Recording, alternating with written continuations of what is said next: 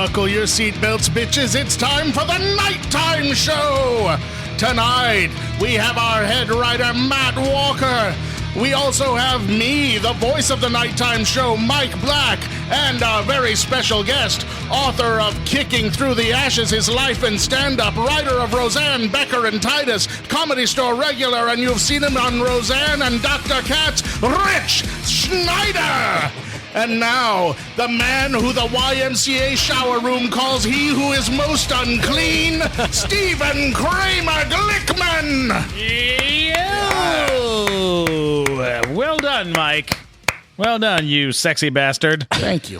I feel like we should get a blood pressure monitor put on a mic while he does the announce and see how the variation changes. We burn a lot of calories doing that. I do 12 calories every time I do that. It's hysterical. At least. Rich, we're so lucky to have you on the show. How are you, buddy? I'm doing great, man. Great. Yeah. I like it. I like that energy up front. He's got a lot of you. energy. There's a lot of energy happening here. Yeah. It's all of it. That's all I have all day.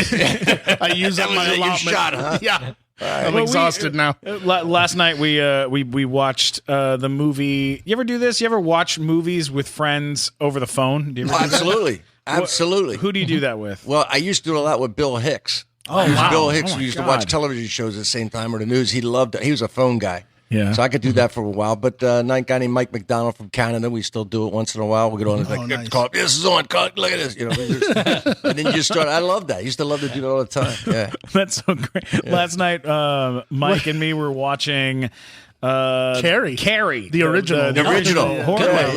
Yeah. And just talking shit the whole time, you know. And what's funny is we'd never seen the original before. You'd never seen Carrie? We'd No. seen the remake of it. Oh. And so we kind of knew what was happening, but we knew the shittier version of what was going to happen.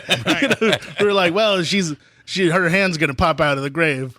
Oh, it's much cooler in this because it's a dream. Yeah. Right. In the one we saw, it actually happened, and it looks stupid. Yeah, it doesn't make any sense. No, the original's a really good movie. Yeah, it really was. And then you just go down through all the stars that became people who became stars out of that. Yeah. Travolta. Yeah, Right. Travolta. You pointed him out. I was like, what? And the guy from Greatest American Hero. Yeah, Yep. William William Cat. Cat. Yeah. And Holy crap. there was Cheswick from One Flew Over the Cuckoo's Nest. I don't know his actual name. Chezuru. Chezuru. They're getting on you, man. They're getting on you. Chez, do me a favor. Stay off of my side. And like her drenched in blood. This is so weird, but I was like, Sissy Spacek, kind of hot. Yeah. Kind of hot when she's Drenched in covered blood. in blood. When she's covered in blood. But only when she's covered in blood. It's The a rest of very the time you're niche market she's got. Very weird. After the movie ended, we got off the phone, and then I started watching this movie, a Stephen King movie called Thinner, okay? Which is This a is like movie. a It's fat not a guy big- not a night. big movie. 1997 movie. All right. Yeah. With the gypsy? It's a gypsy, and he touches Now, was the the guy's gypsy- face. Thinner. And then he gets real skinny, right? It starts off This with a is guy in a fat diet suit. thing or something? A diet play? Yeah, he kills a It's a gypsy. weird superpower, by the way. Yeah. Yeah, it's real weird. It was a gypsy curse. It was like an Gypsy evil curse. gypsy curse. He hit a fellow gypsy In a car. with a car. Yeah. right. Always a mistake. And so He's getting a blowjob the from his gypsy wife. leader who looked a lot Which is like, rare enough as it is. And then Right. double down by hitting a gypsy. Yeah. How often that can happen? Getting a blowjob off your wife is rare, but then to hit a gypsy, that's double rare. I think you just let the guy off just for Yeah. A, being fat and getting a blowjob while driving. Yeah, because B, But hitting doesn't a that- gypsy. How often do you hit a gypsy? It doesn't sound like much of a curse, Yeah. the thinner thing. It sounds more like a blessing. You can make money doing that. Yeah, but it's that's thinner bad. till you die is Right, the problem. It's like you just keep getting It started at Mike and went to Glickman and then went up with me. Right. And then he died. Real Yeah, nice. and then he Basically, died. that's how it went. exactly. What was so mind blowing is that they keep weighing him throughout Yeah. the movie, Yeah. and I'm watching every time they weigh him, and I'm like, oh, that's what 230 looks like. That's not so bad. Yeah, yeah. And then they're like, oh, now he's 170. I was like, it's okay. I get that. He never got thinner than Matt Walker is alive. Like, Yeah. like How his thin did he get? thinnest. I don't At remember. his thinnest, Yeah, he was like at death's 100 door, and he was looked like Matt Walker. 130 pounds. How much do you weigh? $127. Yeah, that's what I'm saying. They go, oh, he's 130 pounds. He's about to die. And I was like, Matt Walker has like been this weight his whole life. I don't know. Yeah. How do you run that brain on that little body? Not very well, but not very well. Yeah. And the gypsy looked like Buddy Hackett. Yeah. Like with long hair. I was like, is that Buddy Hackett? What a weird gypsy choice they made. I swear. I'm going to curse you thinner, but first, 2 Jews walk into a bar. Oh my God, that's so funny. And I'm actually 10 pounds heavier than I was in high school. Oh God. I hate you so much. You bulked up, huh? It bulked up totally. And I it's got all fat. penis is the worst part. You know, Rich, sometimes he'll call me in the middle of the night and he'll go, hey, guess what I'm doing right now? I'm like, what? He goes, I'm going to get donuts. I'll go, fuck you, man. And I'm like, I'm going to eat a half dozen. He'll eat like 6 And I'll donuts. just eat them all. By Really? himself. Yeah. You just can't gain weight. You've Something never like- checked to find out if you have like a tapeworm? You're like a science fiction thing. There's like a 6-foot tapeworm. Yeah, there might be. Do me a favor. What do I need? Matt What do I Walker care? may be a tapeworm. Yeah, I was going to say, in a skin suit. It's like they've evolved. They're really passing. They're passing now. I'll get real nerdy. I'm like a trill on Star Trek. With the worm inside me. The actual Matt Walker was a really nice guy. Yeah. This one just, you know. Tapeworm Matt Walker is a dick. He is a tapeworm. That's hysterical. So, where, Rich? Let's jump back for a minute. Where did Hey, you? let's stop all this fun. Let's go back to the old days. Where did you start out? Where did you begin? Where did you grow up? Where'd you grow up? New Rich? Jersey. New Jersey. Where in New part, Jersey? southern part, right across from Wilmington, Delaware, a place called Pennsville. A small little factory town. Everybody worked for E.I. DuPont. Is that where your parents worked there too? No, my dad was, he had a little business. He had a little insurance business, homes, house, fire, that kind of Insuring the people that work at Insuring DuPont. the DuPont. That's right. Insuring the people who worked at DuPont. Did most of your That friends? sounds like a good Everybody's job. dad was on shift work, man. Yeah, Everybody's everybody dad was. was on shift work. 3 to 11, 11 to 7, 7 to 3. I can remember today. You come over to the house, they go, shh, quiet. Old man's on shift work. Oh, shit. Jeez. Yeah. Everybody's dad worked for DuPont. Man. What about your mom? What did She's a she do? housewife back then, yeah. 50s, 60s housewife. Who was funny in your My family? dad. Did you have funny people? My dad loved comedy. I mean, Nice. and you really had comedy albums. He like look back. You can't say hipster because he was not a hipster, but he went out and saw comedy. He went out and saw stand-ups.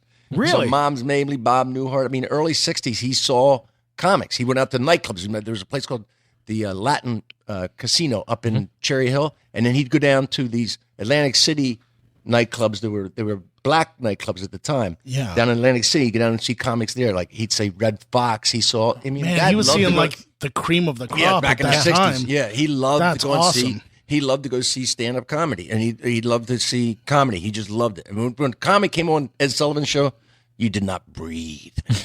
You did not breathe. The old man wanted his fix. Yeah. Don't even laugh. Yeah. Don't- So he was don't either laugh real really quick. angry and swinging fists, or he was laughing. Really? So you learn to be funny if you want to duck. you know? Yeah, right. Holy crap. Yeah. So my dad was like, that's who he was. I mean, so he had comedy albums, and then back they had like Red Fox, and he actually had like the party albums in the back. And then it was. nice. Then I remember he came home once, and he came right home, man. He put it on The First Family, They put that on because he was a Kennedy fan. So he put that on, and we must have played that like 5 times in a row. I mean, he just played the whole thing. Let's play it again. And I'm just sitting there going, laughing, and then just watching him laugh, and then we just sit there and listen to it. Just listen. I mean, I can remember it. I mean, he was a huge comedy fan. Wow. So that my dad was definitely the guy. Did he get to watch you do stand up? Yeah, but he didn't like me. He didn't think I was funny. Really? No, man. I did Tonight shows. My dad never called.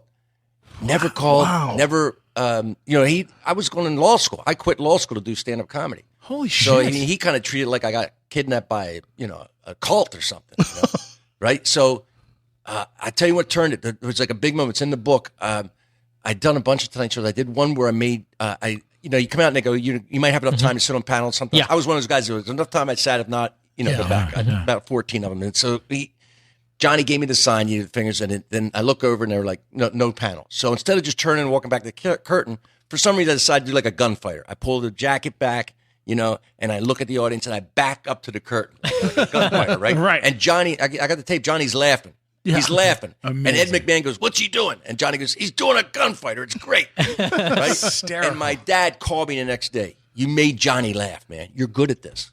And that was it. I was like the monkey off my back, man. It was like, you know what I mean? That's But I was amazing. like, Man. I was like, So that was 11, hard. 12 years into my career by then. Oh my God. So yeah. That's some hard-earned approval. Wow. Yeah. Seriously. Yeah. Listen, when he saw first time we watched a comedy show together, it was Garvin's in Washington D.C. and the show was David Say and Richard Belzer, and I was the MC.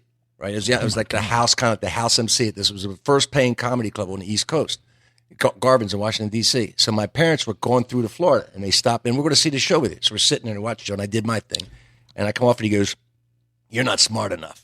You're not sharp enough. You can't go to New York City. You can't hang with these guys."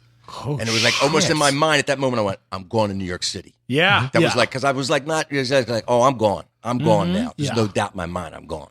Yeah. Yeah, that gives was you it. that sometimes. Yeah. Sometimes having that kind of push behind you, that Push against you. Yeah. That Well, push but against we you. had a rough relationship, man. We had fist fights growing up. I mean, I didn't win.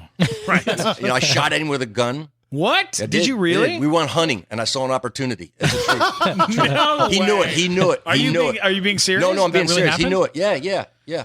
Dick Cheney read never, his book. He and that's never why took me hunting again, man. He took my brothers hunting. Never took. I was the oldest. He would never. He knew. We talked about it years later. We You talked shot about at him? Yeah, Did what I you did hit was him? I had the gun rested on my arm like this. How you carrying it, right? Yeah. And it was a single shot 410. I was only 12 years old, but I was so angry at him at that point. I was just so angry, and he was walking over to my left. So I moved the gun around and I squeezed the trigger. I knew safety was off. I had the safety off. I squeezed the trigger, blast, hit it right near him in a tree, right near him. And he goes, "What the fuck? What are you fucking doing?" And I said, "Oh man, I thought the safety was on. I was checking to see if the safety was on." "You're checking to see if the safety's on by squeezing the trigger? You're so stupid." He was like really pissed, but I was like, he knew. He knew, and I knew. Wow. Yeah, but we cleaned it up. We all cleaned it up. So, of course, authorities that are listening, just so you know, his dad lived a good while after that No, I didn't hit him. And that's why they gave me a 410 to begin with. Right, exactly. They wanted to send the boy out there with a 410. Do you have a BB gun? Give him that too. Oh my God. Yeah. That's Yeah, but that was just incredible. we had my dad drank and he was rough. He was rough, and so I was angry, fearful little guy. I mean, if I wasn't my fight or flight thing is real. It was like I would joke a lot, or fight, one or the other. I didn't have any kind of in between negotiating skills, no kind of confrontation. Let's talk about it stuff.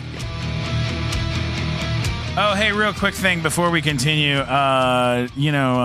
It's so great having such wonderful guests on the show, but I really, want to take a second away from talking to our guests to just talk about something really cool that just happened. I just had a fireball moment, Mike. I don't know if you...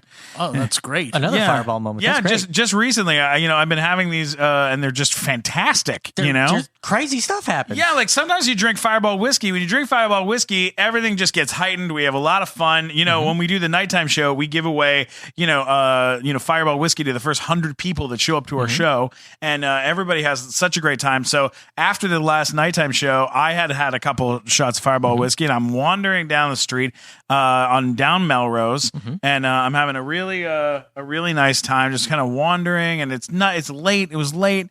Cars are kind of zipping by, and I'm just, it's L.A., baby. I've had a couple drinks, so I decided to call Uber, and I'm sitting there waiting on the side of the street for my Uber to come, and instead of an Uber, a Pegasus showed up. A Pegasus. Winged Pegasus. A winged Pegasus. Winged? Is it winged or winged? Was that your Winged? Uber? Like you were going to ride it home? Winged. Are you saying winged or winged? Winged. Winged Pegasus arrives. It's all white and glittery. It's got these gorgeous wings.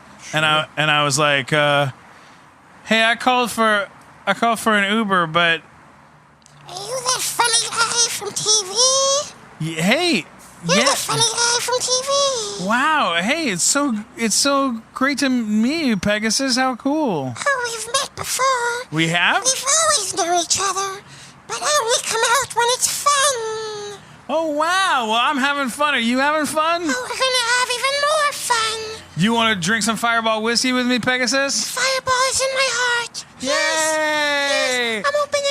Pour it down my throat. There you go. Oh, wow. Oh, yes! Yes, it's so good! Oh, yes! Oh, yes, I love it! Yeah! Wow, this is amazing. Hey, do you want? No, Uber, let's fly. Do you mind if I get on your back and I fly with you? Yeah, let's fly to the Pacific Ocean. oh, well, I gotta go to Hollywood, but okay. I got on the Pegasus, and I was too fat. However, I gotta say, super nice, way nicer than. Sounded very pleasant. Yeah, It sounded like he really enjoyed the Fireball whiskey. he really did. He had a really great time with the Fireball whiskey, and like almost an unsettling amount of enjoyment. Do you feel bad about putting him in the Pegasus Hospital? I felt Trying to sit on him? I felt like a little bad, but he was real sweet, and I made a new friend, and that's what Fireball whiskey is all about. Is sometimes Absolutely. you make a new friend when you go out at night, have some shots of Fireball whiskey. You never know what's going to happen because you may just have a Fireball moment. A fireball moment is a great moment. All right, back to the show. How has that affected stand up as far as like dealing with dealing with hecklers or dealing with I wrote again this book. I came from like when we grew up, on the way my comedy came from like the guys sitting around ragging on each other. We used to call it you're ragging, busting balls, right? Yeah. So that's where I came from. So I was used to that. So if somebody came at me, I would play with it. I mean, I could tell if they were coming at me just to see. Sometimes the heckler's just seeing if you're there that night. Are you there? Are this like remote control? Are you gonna show me you're here? Right. Yeah. They're testing you. Why are you flying the plane? Let me see why you're flying the plane. And you show them, they go, okay, go ahead, man. You got it. Yeah. That's different than the one that's going, I'm here to mess you up, man. Right. Yeah. And you can tell. I can usually tell. And sometimes it may take a heckler or two to tell, but you can usually tell. Yeah. And there's a difference, So I'll play with them. They want to play, I'll play. But if you come at me hard, I mean, it's in the book. I got in a fist fight on stage once. Really? Did you really? Yeah, it was 81 in East Lansing, Michigan. It was a place called Wits End. And I found out later because the guy, when I put this on Facebook originally, the story, and then I pulled it off and rewrote it. And the guy who was the club owner was on there and saw it and contacted me and said, "There's some stuff that you didn't remember or knew," but it was a former biker bar. They turned it into a comedy club, and they had a lease. The biker bars guys still owned the rights. If he bailed out early, they got to take over the place again. So they wanted him to fail. He said they sent those guys in to heckle. So what happened was I go in there. And there's pool tables in the back of the room, right? There's pool tables are still there. So I told the guy, the owner, you're going to shut those pool tables down, right? When I start doing the show, right? Oh yeah, no problem. So I get on stage. There's guys back there shooting pool. Now, you're in the room. It's bam. It's no way. And they're timing it, man. They're just like, seems like they're timing. Every time I read a punchline, crack, Yeah. So I go, hey guys, look, if stop playing pool and I'll play when we get off. I'll play you for beers, man. We'll play, And they're like, fuck you. I'm like, really?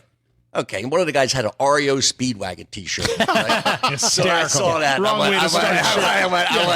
went, yeah, really? REO Speedwagon? That's that Limp Dick band. You think that they're a Limp Dick band now, and they're going to be a Limp Dick band when they bury you in that raggedy T-shirt. And I was like, I went after him, right? And then he throws down the cue stick and rushes the stage. Yeah. So I knew right off the bat he wasn't that. If you're going to go to a bar fight, keep the cue stick. Right? Yeah. He throws it down. He rushes. You got a mic stand. He threw down his one. What gets me is he's climbing up the stage. He reaches up like I'm going to help him.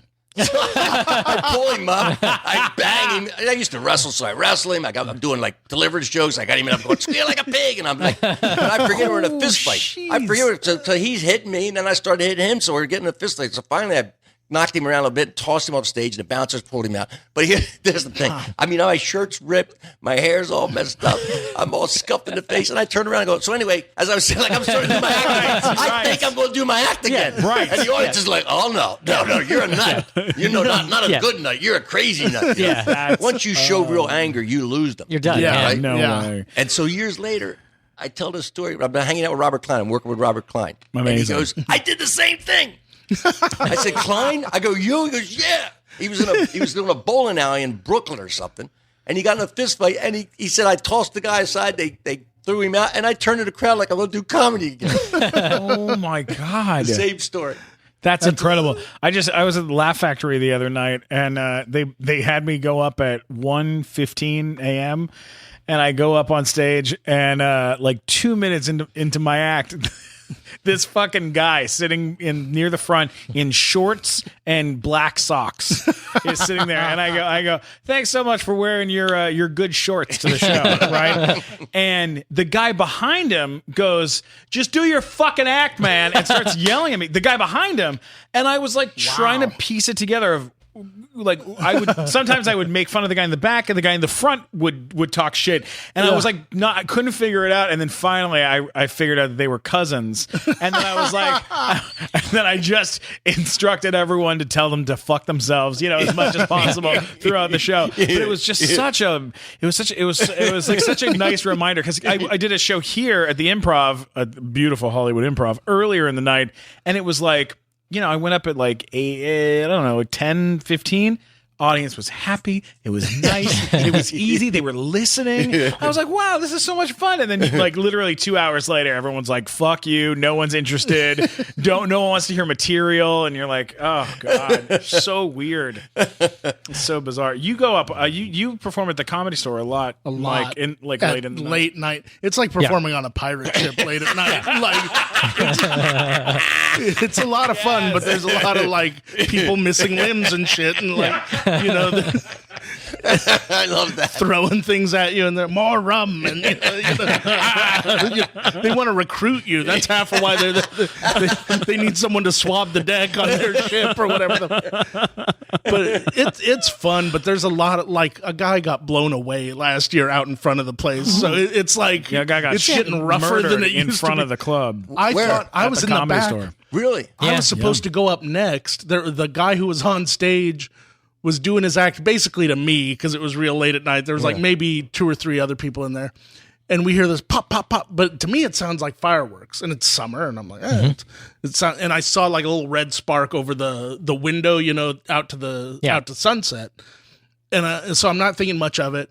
The girl behind the cover booth gives a look like, I'm going to go check that out. So she walks outside, then runs back in and goes, it's real. And so like we all look out the window now, and the guy has left. And so now there's just dead guy on the ground, and we're like, oh, this is going to be bad for business. but like, luckily it wasn't. And it wasn't at all. Yeah, it wasn't. Nothing. The guy wasn't a comedian or anything. Impact the club. When that incident happened, by the way, I've never seen more people take something that's not about them and make it about them in Facebook posts. Oh, every come freaking on. comic that was there that night, every post was like, I was standing right there on the patio. That's I was like, Facebook. That's Facebook. and I'm like, you bunch of fucking pussies. Yeah. I was more upset that I was next. Yeah. on the It ruined your lineup. spot. You didn't get your spot. Do you know the day after 9/11, my father... Oh my God, that's the worst. Oh, that's God. the worst. Oh, that was the worst. Oh, I hate worst the day. post almost as much as I hate the memory of 9/11. Oh, my God. 4 years before 9/11, I was in New York. I was right there. If I'd have stayed 4 years and lived there for 4 years and was there that day, it could have been me. I got a phone call from my father 2 days after 9/11 going, I just want to let you know that I almost died in 9/11. I said, oh my God, what happened? He goes, well, I was scheduled to be on a plane that day. And I said, like in New York? And he goes, no, in Tulsa, Oklahoma. But I was going to be on a plane. And you're like, what the fuck are you talking about? Everyone forgot about the Oklahoma sect of Al Qaeda. They extraordinarily motivated those guys. That's the real untold story. There were over 800 planes hijacked that day. Yeah, But only so many 3 of them crashed. Yeah, exactly. The rest of it just said, we'll watch this movie instead. 4 of them, whatever it was for. So how did you go from doing stand up in New York to making the Actually, I leap? started in D.C. You started in DC. I started in D.C. There were no comedy clubs, and I was just banging around there. And a lot of my early work was opening up for rock bands, opening up for in concerts all the time. A lot of that. How did that go? Because in my experience, every time I've ever opened for a band, it has been the most miserable freaking gig I've ever done. I had no other thing it's the only work I could get. Okay, It would pay. Yeah. I mean, my first job was opening up for Ramones. That was my my first God. gig. Yeah. My first paying gig. A place called the Child Herald in D.C. on DuPont Circle, and they had played live music. Springsteen played there in 72. They had a contract behind the bar. I was a place where I did my neighborhood, so I drank there a lot. And I've been doing comedy for just a couple months, just the coffee house stuff and hanging around. Yeah. And my buddy was a bartender, and he told the owner, who was this wild guy named Bill Hurd, and he was legendary club owner down there. And he comes over to me and says, hey, look, you want to open up for this group? I got coming in next week. It's for $50. I was like, $50? That's more than I'm I getting get paid most gigs now. now. I never got. I was like, I'll do it. I didn't ask who. It was not a big room. It was like an 80, 100 $50. seat. Who books that? Yeah. Seriously. I'll fly to DC for $50 these days. That's a good paying gig. Yeah, And I was like, this is 1978, I think, something like 77, whatever it was. It was just, and I show up the next week, and it was just every angry young guy in the metropolitan area was there. Wearing leather. A lot of flannel, flannel, right. leather. It was punk hadn't quite developed the explicit dress code yet. Yeah. So it was just anger. That was the general mode. You could dress as you want, as long as you brought anger. As long as you're mad. Yeah, as long as you're angry, right? And that's what it was. And they were, and you could feel it. And I go back to the bar, and Bill Hurd, he's laughing. He goes, "They're going to kill you, man. You're not making 15 minutes in front of this guy." I mean, he didn't care. He was like laughing, and I was like, "I'm going to do the 15 because I wanted the 50." It was like a rodeo event to me. Yeah. I'm going there till the buzzer goes. I don't care. Yeah. He goes, "I'll go double or nothing. Double or nothing. You don't make 5 minutes." I go, "I'll do it." And you know the deal, man. It was like, I don't know. They introduced me. I don't even know what they said, but all the audience heard was, "Ladies and gentlemen, not the Ramones." Yeah. I mean, right. Exactly. Oh, yeah. Small room. It was a small room. I had to walk through. It was not like I came from behind a curtain. Yeah. It was a 6-inch riser right in the middle of the room. This little stage. You barely fit 4 people on it. They told me when Springsteen was there, they had half the band off the stage in the audience. Because it couldn't fit. Right. And so they just walk up there, right through the crowd. They're screaming at me as I'm walking up. Yeah. I get up there. Nobody can hear a thing I said. Told me. Yeah. Some people said they back later. They didn't even know I was up there. Mm-hmm. And it was because it wasn't long. So loud, yeah. So I have this little act. I have no improv skills. It's not like I could do anything. And so I just do this little act from A to B to C. And I talked for about a minute maybe, and this guy in the front just he had mugs of beer. They had mugs of beer. And he just shot his beer at me, just hit me with beer. And I just took it. Like I just held on to the mic like an ocean spray, Anyway, back to Mac. My mom said, right back to Mac. Hey, free beer. $50 in a beer. Next guy hit me. Next guy. They just all started throwing beers at me. And so Bill Hurd saw me because I'm right next to the amps and the drum kit's right behind me. So that beer's thrown. He just got the money out of the back. "Come on, asshole, come get your money." He's waving. And I walk off and I go back and I go through there was no dressing room, just a kitchen behind the bar. And I go back there and the Ramones are standing there waiting to go out. And I walk in, I'm soaked with beer. And one of the Ramones goes, "Hey man, cool act." Like that was it. That was it. Oh my God, that's amazing. Yeah, and the thing is, Bill Hurd, this is the thing, Bill Hurd, and then he hired me again. He said, "That was fucking great. That was great." So he hired me. So I kind of next time I did well. The next time I did well, right? Yeah. And I didn't do my act the first time. So whatever act I had, I did it next time. It was open for a bluegrass band or something. Okay. Different crowd. Right, different. Yeah. The good old so the blues third boys. time, so he says, "You'll do it again. You're like my house," because he was saving money because a lot of these bands had recording contracts, so the companies require him to have an opening act. So if a local band would cost a couple $100, he's paying me $50. He's loving it, right? Yeah, so genius. the third time I come out, he's drunk, right? I come out, I start doing act. He goes, "That's the same shit you did last time." Like he doesn't know that I'm going to repeat my act. I'm not paying for the same shit. He's heckling me. He comes up. Oh my God, that's amazing. Yeah, he was a wild guy. Oh my God. Who else did you open for? Any other bands? So many. Here's a good. I opened up for. Have you ever heard Peter Tosh? He was with the Wailers. Yeah. So he's one of the original Wailers with Bob Marley. But anyway, 81, he's out on tour himself, and it's like, I think Marley just died, so it was a packed. It was like he was really doing well on the tour because it was like so. There's a couple thousand people in DC again, and Rich Hall was another comedian who's a friend of mine, and Rich Hall had opened up for him. So we're talking on the phone. And he said, "Listen, I just opened up for Tosh the weekend before in Philly. I'm telling you, don't go near backstage. Don't go near. I got a contact. I can hardly do my act." And I'm like, "Well, Rich doesn't. I'm smoking all the time. I'm drinking. I got immunities built up. Sure. Right? I got resistance. So I go that night to it's Lisner. It's a big George Washington University, I think. And so I'm backstage. I'm virtually the only white guy back there.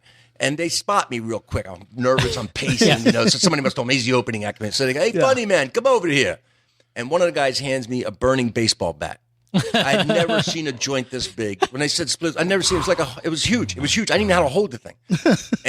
And first of all, I've been smoking a lot of weed, but it was all shake weed. It was all like cheap shake weed back then. This was Jamaican. That was just stuff in a song. This is Bob Marley weed. Yeah, exactly. This inspires you to write songs. Exactly. 2 hits, and they're introducing me like I'm on water. I mean, I can't even. My buddy said, "I came out, I laughed for 15 minutes, and I left." And he said the audience laughed. He said, "You know what I mean? The only thing that saved me is they were as high as I was, and they were laughing at what they thought I was laughing at. You know what I mean? It was like and literally, he said, you didn't do a joke. You didn't do a joke. You came out, you started, you just laughed. They'd laugh, you'd laugh. That's hilarious. And that was it.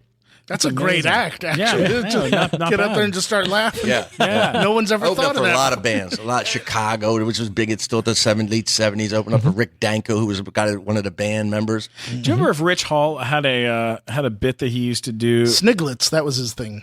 Well, but he had a lot. He was a very inventive guy. He had a lot of. Yeah. He actually did he did one thing. He He used did to with groceries. Did he do a thing with groceries on stage? Yeah.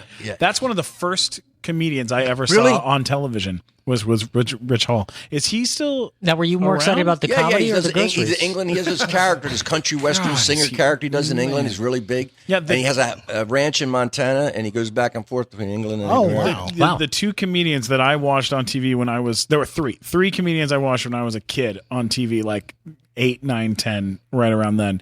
It was Rich Hall, Kevin Meaney, Whoa. who just passed. Yeah. Right? Oh man, love that. So guy. sad, So funny. Yeah. and Love that and guy. Mark Maron. Those were the three that I watched on, and it was on like the A-List, or it was on some show like that. Yeah. And but I remember Rich Hall in particular doing this thing where he would bring out different brands of like cereal and Tide and all these things, and he'd have jokes, and he would just keep bringing out brands and putting them on the table, and it'd be part of the brands would be part of the act. It was very, very funny, and it just always. No, killed me. it's funny. He was one of the first comics I ever saw before I even started doing it. In 1975, there was a place that like a little coffee house in Philly. And I just happened to go in there, and he came up and did stand up comedy. Wow. And 76 somewhere, 75 somewhere in there. Yeah, he's a very funny guy. He used to do a bit where he'd take one of those old those old cassette recorders, cassette tape recorder, right? It was like a black thing, it's about the size of a shoebox, right? And he put it there, and you know those noses with a mustache and the glasses, right? Yeah. He put one of those on it, and that was his.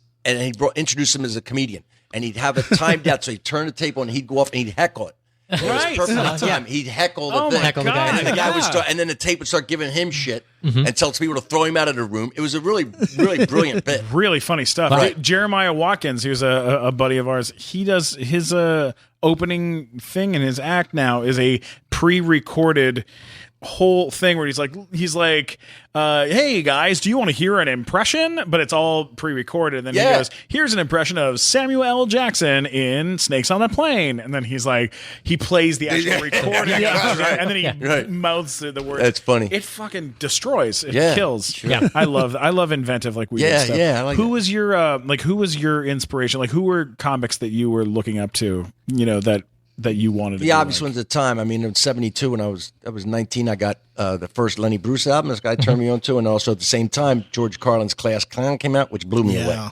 That blew all of us away. I mean, first of all, I never heard anybody doing comedy like that, and then the 7 dirty words, the whole thing. And then there was Robert Klein, which I saw not that long, like 73 or 74. I saw him live, and then I saw Carlin not long after that. And so those were the guys who I was like, I didn't even know what it's called. And Martin Mull, I loved Martin Mull. I saw him in concert once. I mean, it was in a small theater in Wilmington, Delaware, around 74.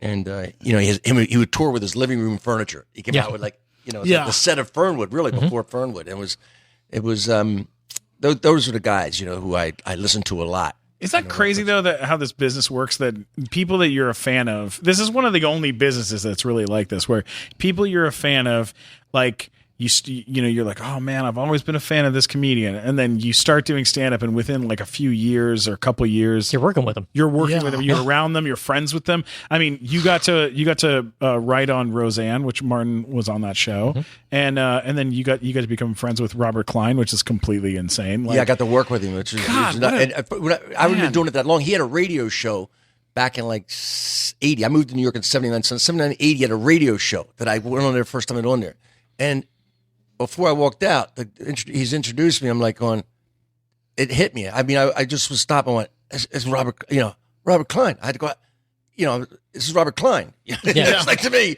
it was a big, huge deal. Insane. My favorite of that time, and I couldn't say he influenced me because Albert Brooks was my favorite. I mean, I used to scour the TV guide and the newspapers every day to see if he was going to be on TV that night. And because there was nobody recording. This is again, this is 1970s. So there was no VCR or anything. If you missed it, you missed it. Yeah, exactly. Yeah. So I was crazy about it, and I never met him. This is a true story. I haven't even put this in a book. Nothing. This is just true. Never met him, and all those years, and not Kevin Nealon. Excuse me. I can't even think of his name right now. the impressionist. Oh God. Kevin Pollak? Kevin Pollock. Sure. Who does this? He do this killer Albert Brooks thing. Yeah. And he knew how much he'd like leave messages on my machine as Albert Brooks, just teasing me, just And it was like a thing with me. And so then about 5 years ago, my son is going to the same elementary school as his daughter, and I'd see him at a couple parent things from Auckland. I go, I'm not going to say anything to him. I'm not going to go over and bug him. I'm not going to, you know what I mean? But it was like I saw him, at a couple events, and then one day after school, my son's talking to his daughter, and there's nobody else around, and he's 10 feet away, waiting for his daughter to finish like I'm waiting for my son. I just Are you said, like, we'll I go, begin I said, that's it. Forget it. I'm done. I'm going to go say something. I walk over to him and I said, Albert, you don't know me. He says, I know who you are. You're Ritch Shydner. You're funny. I was like, Wow. Done. Yeah. Done. Mission Done. accomplished. That's it. Right there. Yeah. That's it. That was the second one. Got my dad, got him. I'm done. Yeah. Yeah. Oh. Did you That's it. just Wrap it leave up. immediately? No, I mean, my son said he remembers. We sat in the car. He said, you sat in the car for a long time. I just sat in the car. My son still remembers. He was like 10, 11 years old. He goes, Dad, you just sat in the car. Yeah. You'll understand one You're day. like, you were talking to Mr. Brooks, then you went in the car and just sat there for 20 minutes. What's the big deal? It's Mr. Brooks. It's I see him all the his time. daughter's hot. That's all I care. His daughter's hot. That's all he was thinking. That's right. What did Mr. Brooks say to you? I know, yeah. How old was this? How old was your kid at the time? He was like 11 years old. Oh my God, man! Do you have you seen? Have you guys stayed in touch at all? No, Ever seen each other? I was too stunned. I mean, really, it's like one time a friend of mine who was named Joe Grishek, he was in a band, and I used to open for him. And he took me out to Springsteen's house here when he lived in L.A. And he was recording with him. And Springsteen's my guy. I mean, From New Jersey, you have to be. It's and I got in out the there, and New it's the Jersey same State thing. Constitution. It's the same thing. I'm just like this, I get out there, I'm not funny at all. Yeah. I'm not funny at all. Yeah. I'm not. I'm just like, Yeah. You know what I mean? You stand there in shock for a little bit. Yeah. He just came out of the cave. Jesus just came out of the cave. Yeah. What am I going to say? Yeah. What are you supposed to say to him? Yeah. Well, we hung out all afternoon. It was like funny. I mean, these things happen. I made him laugh, but totally accidentally. Totally. You know what I mean? Like one time they were like goofing around. I didn't realize they were later until they were goofing around. They were playing guitars, recording something. They go, "Hey, Rich, we need some like rhythm on this, man. Can you just take a tambourine there and just bang along with it?" I'm good for like 1, 2, then I lose the beat. You know what I mean? So they're like laughing. They're laughing at me. They go, "Man, you lost it fast, man. That's unbelievable. White boy with no rhythm whatsoever." I made him laugh, but not really intentionally. Oh, God, Well, at least you man. have good people that you're doing with. Like I remember the time when I got real excited was when I met Wink Martindale. Oh, And I remember I that. couldn't even go over and talk to him. We're at some event. I was there with Glickman, and he's like, and I'm like, oh my god, that's Wink Martindale over there. And Glickman's like, who the fuck's Wink Martindale? I'm like, he hosted Tic Tac Doe. The host of Tic Tac Doe was over there. What do you mean? And he's like, you want to meet him? I was like, I'm too nervous. And then eventually I got over there.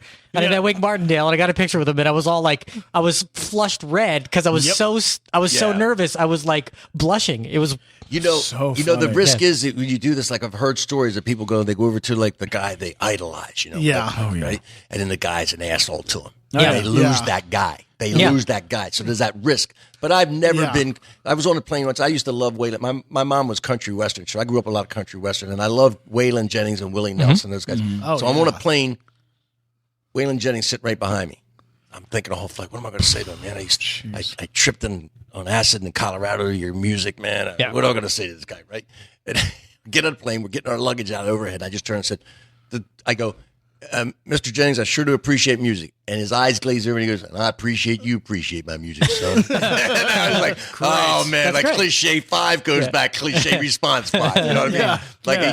they just went, I've heard that one 6,000 Yeah. times. Here's your answer. Yeah. And I was like, I blew it, nothing. I had nothing original to say. I just choked right out. Both the two people that I've met where I literally couldn't. My words just didn't work. One of them was Luke Skywalker. I thought, why are you Hamill? pointing at me? It wasn't me. Oh, Mark Hamill. Mike Black. One of them was Mike Black. Friends. you're Luke Skywalker. Mike, I'm so. I just can't. I think I was pretty gracious about it. Very nice. Mike was the tauntaun in that scene. But yeah, Mark Hamill, that would freak me out. It freaked too. me out a little bit. I got a little. I couldn't talk really, and I just said I really liked you're my favorite, and he went, Okay, all right, that's nice. All right, This it's nice. Guy, You're guy special. with special needs comes over to talk. I just was like, I just like everything. I like you. I got nothing. I couldn't put two words together. I was so fucking embarrassed.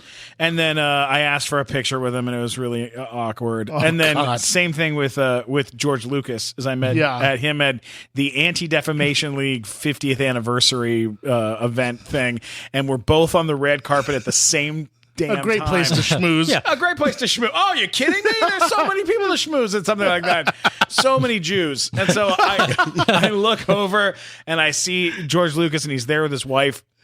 And I was like, Mr. Lucas, I just want, and as I start talking, you know, he has that like chin beard, like, you know, face thing. The longer I talked to him, the bigger the chin got. Like he just his head just retracted away from me like a turtle and just tried to get away. His face was trying to get away. It was so embarrassing. It was awesome. It was just like, okay, all right. You should do the thing that I love doing where you bring up the work that they hate. Where you're like, where you go to, like, I go to George Lucas and be like, you know what? I really enjoyed Howard the Duck. Yeah. Like, I would tell him something like that just to be an asshole. An asshole, yeah. It's fun. So you would take your one chance with him. Yeah, and just purposefully. George But Lucas maybe sabotage it. how about if he laughed about it? He might laugh. That would see be the fun. humor in it. That would be fun, yeah. Yeah. That would be my shot. Because who brings up Howard the Duck to George Lucas? That's exactly Nobody. it. I'd be the That's one it. guy who brings it up. I sabotaged myself where on my birthday, I was like my 35th birthday, I think, at the Comedy Store. I was out at the front bar, and Steve Simone texts me saying, "I'm bringing the hot rod to meet you." Roddy Piper. Roddy Piper. And I was like, well, I better have a drink before that happens because I'm a huge fan. Yeah. And like growing up in the 80s, wrestling, big fucking deal to me.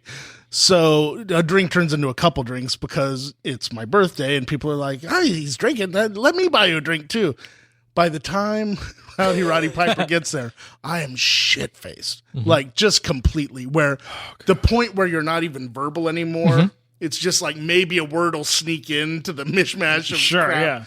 And so I see him, and all I'm thinking about is They Live. And he comes over and he says something to me. I don't know what it seemed like, a positive thing, whatever he was saying. And he was holding something, and I'm like, yes. One time, Ric Flair. Thank you. And I have no fucking clue what I said. The next day, I called Steve Simone. I was like, "Did I dream meeting Roddy?" He was like, "No, he gave you his autograph. He gave you an autographed headshot of him." And I was like, "Did I say anything terrible to him?" He was like, "You didn't really say anything to him, but you made him laugh and he had a good time." So I was like, "Thank God." And the autograph, though, was great because it said, "I came here to kick ass, chew bubblegum, and celebrate your birthday, Roddy Piper." Oh, very Oh my nice. God, that's Fucking awesome. amazing. That's great. You're a big incredible. wrestling fan back. So I was a wrestling yeah. fan as the 60s. Oh, okay. So Andy Kaufman, the first time he did a wrestling, he came into the Improv in New York. So he comes in with Captain Lou Albano and yeah. Freddie Blassie. Yeah. Classy Freddie Blassie. So I recognized him. Yeah. So I go up and I talk to them. So they must have said something to Andy because Andy comes over and he goes, "Listen, I'm going to do this wrestling thing tonight. Will you play the manager for the women?" I go, yeah, okay, all right, yeah, I know. He said, we're going to do I'll yell and get in your face and give you a fake. I said, yeah, I got it, man. I know how to do this. This is cool. Yeah. This will be great. Oh, that's So awesome. it's the first time. So I was the MC. So I bring him up. This is like 1981. And Andy Kaufman's a big name. Yeah. And so it's a 200-300 people packed. I go, Andy Kaufman, place goes crazy. Wah! Big star. He walks in. He gets on stage. They're like loving him. He's got like this crappy little sweatsuit on, And he goes, "I love women." They go, "Yay!" He goes, "You know what I love them best? We're in the kitchen cooking for me, cleaning my house, cook. That's where they belong, in the kitchen cooking for a man, because I'm a man." And all of a sudden they start, you hear booze starting, rumbling, and a couple of nervous laughs. Is this funny? Then he keeps going, man. He keeps going with it, and pretty soon within like a minute, he turned them all against him. They all hate him. He goes, I get to, women are not equal, men. No woman could beat a man in wrestling. I'm going to offer, and he holds up like five $100 bills. $500, any woman who can pin me. It's a little stage. It's a little improv stage, right? Yeah. And he goes, $500. And the women are like, yeah. He goes, wait, we got to get a man up here to help manage you. You know, so I come back up there, you know, and he's yelling at me. And he's choosing the women, going like, who's that? Because you're not pretty enough. I mean, he's making them angry by the second. Yeah. By the second.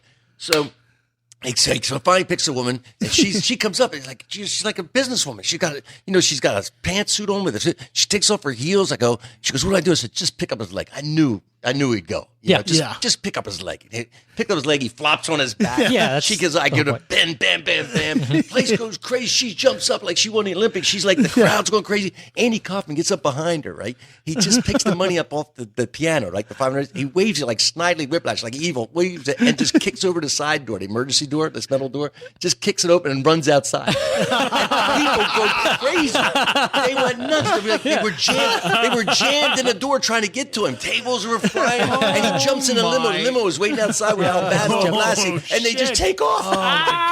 Oh my God! You couldn't even do the show. We couldn't do the show for 4 acts, man. I mean, he did completely rearrange the place, man. God. I'd never seen anybody do that in my life.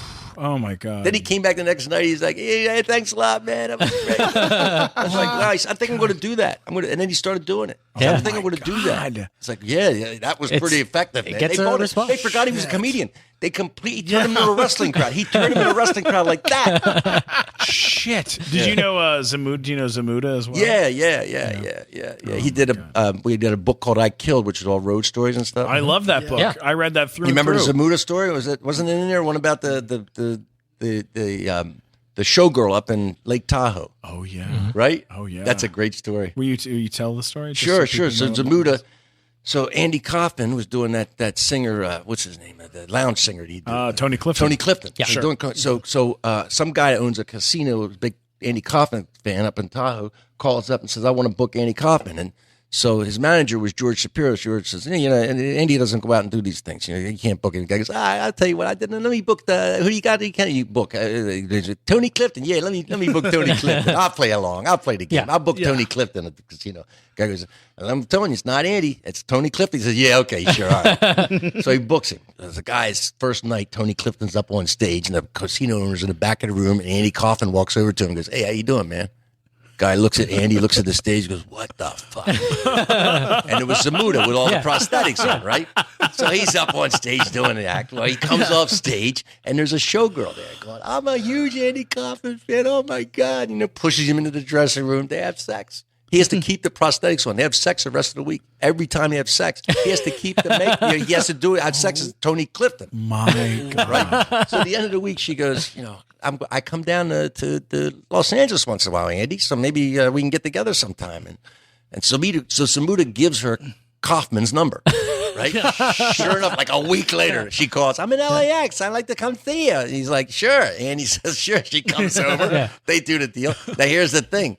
Zamuda was not circumcised. Yeah. Kaufman was circumcised. She never noticed the difference. Oh my God. Oh my God. That's amazing. Yeah. I love that. There's probably I love something that illegal story. in there somewhere. Yeah. Sex by fraud or whatever. Whatever. But it's a funny story. Good story. He's the best. Isn't it all sex by fraud? Somehow or another. Yeah, you're right. You're right. I'm gonna love you forever. You're right. Man. You're right. When they play this when I'm running for president in 2048, and then he said that. Yeah, I think the bar's been lowered enough for that one. Yeah. We had I'll tell this very, very quickly, but we had an incident once where I was working with a charity event, and this charity event wanted to do a comedy show at the Comedy Store, and they were being a huge asshole to me. I was booking the show, and they were being just huge fucking assholes as we were getting the show together. And I would go and meet with them and go see them, and I'd have my girlfriend with me, and the guy would be like, oh, I can't believe a girl like this would want to date a fat piece of shit like you, and kept fucking slamming me in front of her and was really rude. And then right after that was like, look, we need one more comedian on the lineup. We have a choice. Comedy Store gave us a a choice between two comics that are in town. So either we get Al Madrigal or we get this guy Tony Clifton. Which one would you rather have? And I said Tony Clifton would be great for the children's cancer charity event. And he showed up. He showed up ready to go, and I got to work with him for a whole day, it was magic. And he was in the whole outfit with the whole bit, and then he got up on stage at the end of the show, and one of the first things he says is. He goes, look at all these fucking people! Look at all these gay bastards in the sides. I've never seen so many dicks on chins in my life. Good God, look at this gay bastard. And he just kept fucking going after people. And then this woman goes, excuse me, we do not appreciate that kind of thing here. And he goes, why don't you put your face on a vagina, you rug muncher. Just fucking goes. And he's so rude, and he's just going after these people and dropping all sorts of racist shit everywhere. And people are freaking out. And in the middle of all this, Rich, right in the middle, he goes, I'm gonna tell a story real quick. I was once at this bar next door, and I'm sitting over there, and I look down the bar, and I see this big fat pile of shit. This woman turns out, Susan Boyle. You know this woman, Susan Boyle? God, she smelled like rotten eggs and a dead fish, I'll tell you that. So I take her upstairs, and I start fucking her in the ass. As you do. And I'm fucking her, and then while I'm fucking her, she starts singing this song. And this is the song we're going to close with tonight. Ladies and gentlemen, from Les Miserables, I dreamed a dream. And then they play the music, and he sings, I dreamed a dream of Susan Boyle's asshole. And it fucking brought the house. Everyone was crying or they were angry. It was one of two. People started asking for their donations back. I've never been happier in my whole life. That's a good attack. I like that. It was a nice fuck you. Fuck you. No. I'm not finished fucking. You're finished fucking. I ain't finished fucking. Yeah, it was very nice. It was my girlfriend came for the show and laughed her ass off the whole time. It was very, very nice. Now, you got to be, how many times did you do Tonight Show with Carson?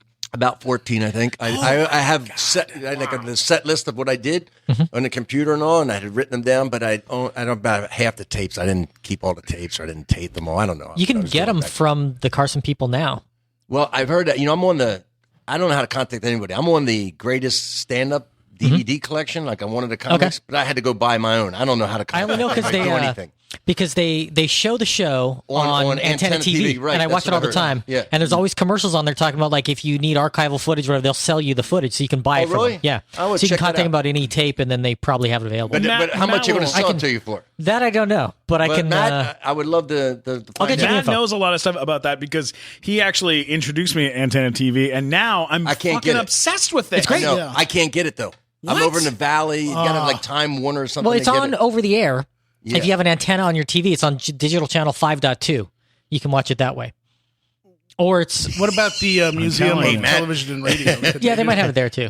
Yeah, What? Museum of Television and Radio. They probably have the whole archive. You could go in and watch it. I'm going to get your This is a lot of effort. I will get your number and Matt'll help get you. with talk it. me down off the cliff. I'll see what I can do. Talk me down. Yeah. Talk me down. I love Because there's a watching website the you can show. go to and you tell them like what you want, Right. and then they like. Why don't you just do you it get it. for him, nerd? The reason I never checked is I remember, I know it's a whole different thing, but when we did I Am Comic, we had to get like rights for one of my Tonight shows or something. It cost them a ton of money just for Really? this documentary. So I don't know what it is, but I was like going, I don't know if I want to spend it. But I did about 14 of those, Yeah. and I think I did 4 with Leno, and I did about a dozen Lettermans. I did everything you were supposed to do, you know what I mean? I didn't make the next level. I did everything I was supposed to do, Coach. I did it all. I don't know what happened out there.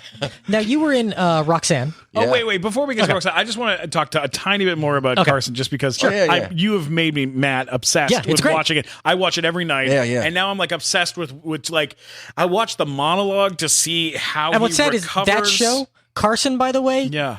Carson reruns are the best place to watch stand-up on TV these days. Yeah, Like there's more stand-up on Carson from 1978 to 1992 than there is on any other talk show that's on the air right now. 100% true. Like Totally Fallon, true. it's They once a don't- month. Really? Kimmel, Once a month? never. Yeah. Yeah. Really? Kimmel doesn't do it. He does it literally once every 3 months because it doesn't work very well in their setup.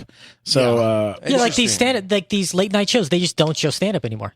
Wow, I didn't know that. Yeah. I love watching, especially last night. I think it was last night I watched Gallagher was on, and like I've heard of Gallagher. I've never seen Gallagher live. I mean, I may have seen him when I was a kid. Look some up point. his Showtime specials; they're pretty my good, God, actually. Dude, just watching him on there, and you're like, what the fuck is this? Like, it's crazy, and there's weird like proppy things. But okay, here's what I want to know, Rich. Will you walk us through as much as you can remember of what a day leading up to and then going and taping the show would have been? Something like So Carson? you've practiced it many times. You practiced it. You know, you go around a comedy store in the Improv, and I'd go down to the Comedy Magic Club, drive all the way down there, down to Hermosa Beach. Those are the places that are up the Ice House. Yeah. You just practice as many times you can. Bang it, bang it, bang it. Get it down tight. You know what it is. It was a set where you're pulling a joke from this part, a joke from this. 5 minutes or 5 minutes? 5 minutes. Right. So the day of, you got to go over there. The show was whatever it was taped. I forget, 5:30 or whatever. I don't know what time. I'm looking at Jeff like it's about that.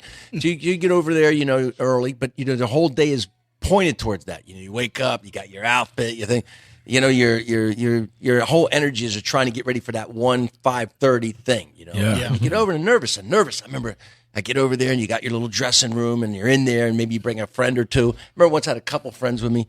And one guy was a younger guy who was just starting out comedy. And I'm standing, I got this old suit. I'm trying to get it right. I'm standing in front of him, looking in the mirror. And he goes, man, you spend a long time looking in the mirror there. I go, yeah, I'm going to go out in front of about 12 million people right now. So I want to try to get it right.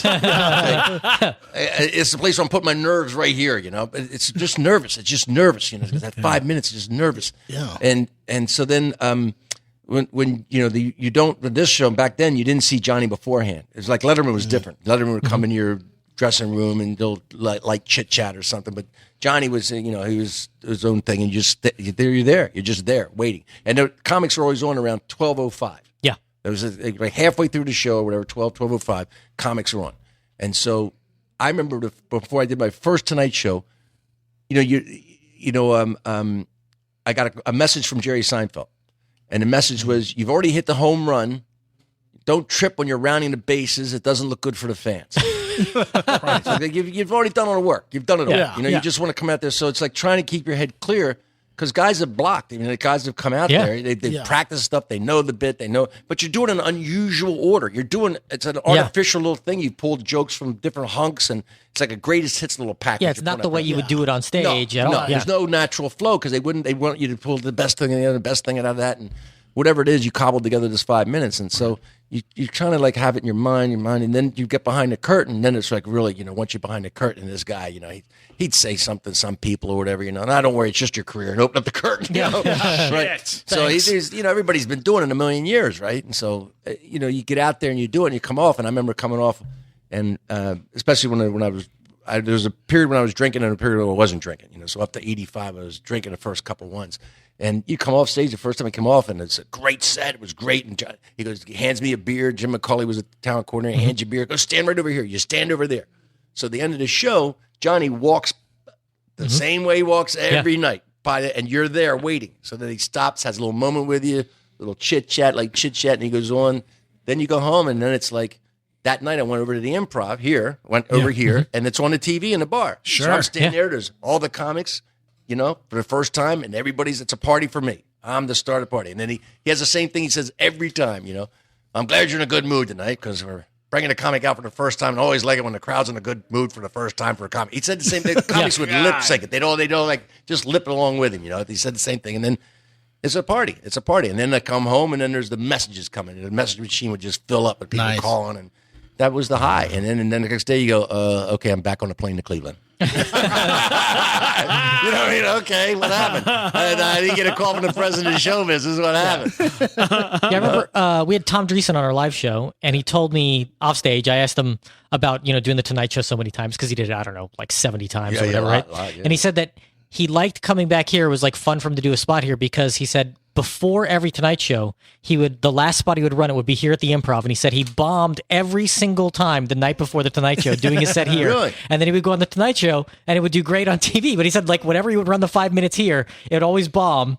And he's like, am I going to do this tomorrow? What am I going to do? And then he'd go and it went great. And then it was fine. But I thought it was kind of funny that he bombed every night before. Isn't that crazy? Yeah. Yeah, that's amazing. That's amazing. Look, Rich, it's absolutely incredible to have you come and do this. You guys were great. Thank you. Everybody should check out this book, Kicking Through the Ashes. Is it available right now? Amazon, yeah. Wow. Yeah. Well, if you can get out there, go get a copy of the book. It's really incredible. It tells so many interesting stories about this life that we lead, that we try to do what we can and do our comedy jokes. How often do you perform? Do you perform? Yeah, I still perform, constantly? but mostly it's like I don't do many comedy clubs anymore because it's the age thing. It's okay. I mean, you age out. I look like Nosferatu bent over a young girl when I'm in a comedy club now, right? But now I go. I do cruise ships. I do casinos. All that kind of stuff. Yeah. Country clubs, whatever. It's a hodgepodge. But I'm working 2-3 times a month. Well, we'd love to have you come do the nighttime show in I'm November. I'm in. I can't wait. It's going to be a lot of fun. And we'd love to have you back and have you come chat with us again sometime soon. Anytime, man. It's so cool. Where can people find you? Do you have Find me on social Facebook, media? Ritch Shydner, RichShydner, and same with Twitter, and same thing with my website, RichShydner.com. Awesome. That's awesome.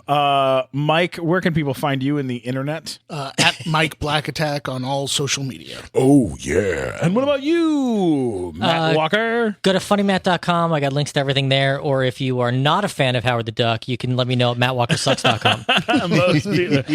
You can always get me at Stephen Glickman on Twitter, Instagram, and YouTube, STPHEN. And then don't forget to subscribe to the Nighttime Show. This, of course, music you're hearing right now, Ex Mortis. So don't forget to go out there and check out their album. Yeah. And guys, this has been so much fun. We love you. This is the Nighttime Show.